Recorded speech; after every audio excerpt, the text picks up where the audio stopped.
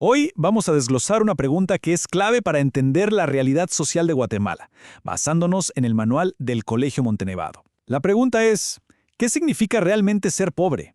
Y bueno, la respuesta es bastante más compleja de lo que uno podría pensar.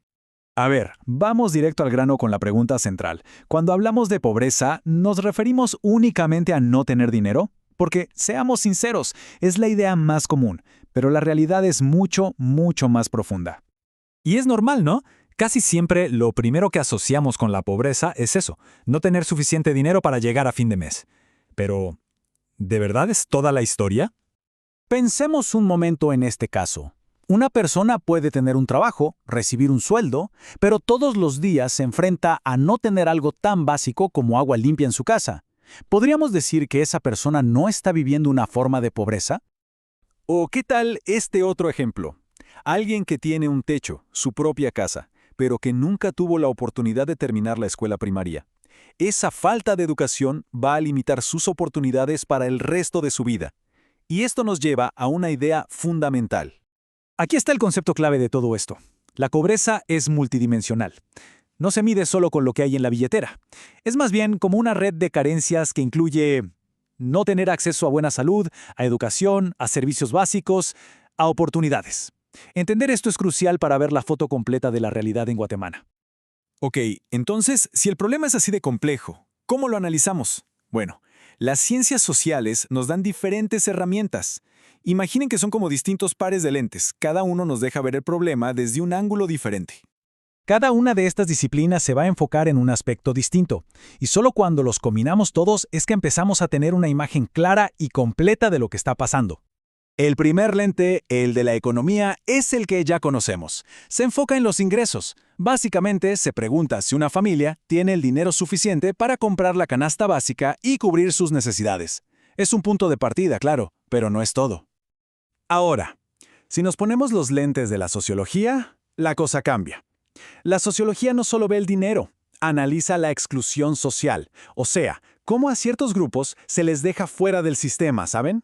Se les niega el acceso a buenos trabajos, a la justicia, solo por su origen, su etnia o su género. Y finalmente, el tercer lente, el de la ciencia política, que nos hace una pregunta clave. ¿El Estado está haciendo su trabajo? Este lente evalúa si las instituciones públicas de verdad están garantizando los derechos de todos, como el acceso a una escuela de calidad, a un hospital que funcione o a un sistema de justicia que sea justo. Y aquí está la conclusión de esta parte.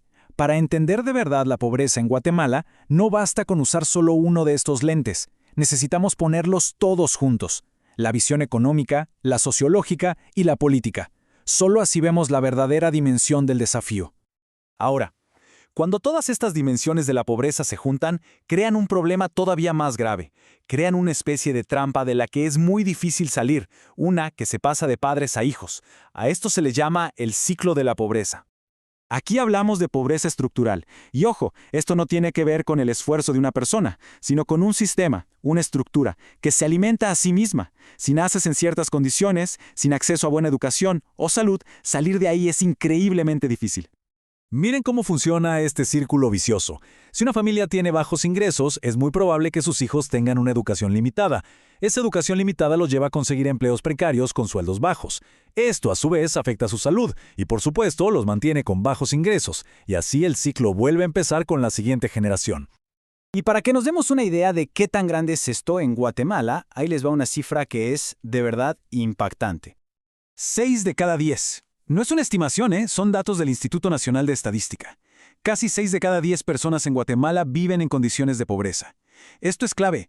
No estamos hablando de un grupo pequeño. Es la realidad para la mayoría del país.